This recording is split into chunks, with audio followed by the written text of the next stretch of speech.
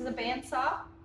It is one band that goes around two wheels on the top and the bottom. This is the cutter here, and the rest of this area is a guard to keep you safe so that the whole blade isn't exposed. If you are cutting this piece of material like this, your guard can come down a little bit closer to the material. In order to move the guard up and down, you loosen this wheel, and then you can move it up and down.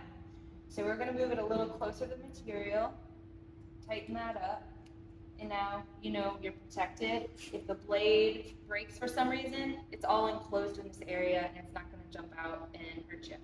Got this material. This blade is cutting down, so it's going to pull the material down to the table. Nothing's really going to fly up, but you still need glasses to protect yourself from the dust. And you can do any kind of cut on this machine.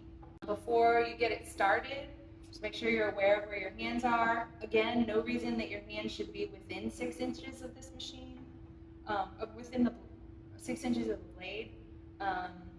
If you need an extra push stick to push your material because you have a smaller piece, get another piece of wood to back it up. When you turn it off, it'll run for almost a full minute afterwards. So you just want to make sure that you're aware this blade is going to keep running after it's off.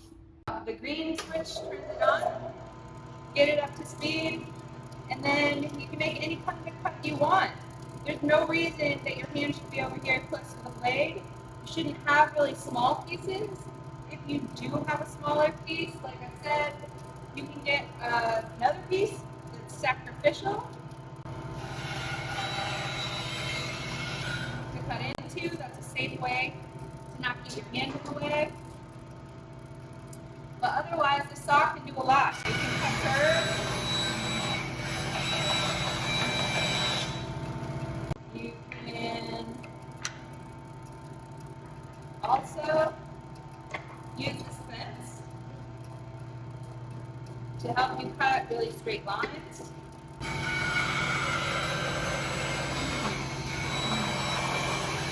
And it's one of the only saws that you can actually back the material out of in a safe way. So you turn the saw off when you're done, and like I said, it's going to keep running for a while.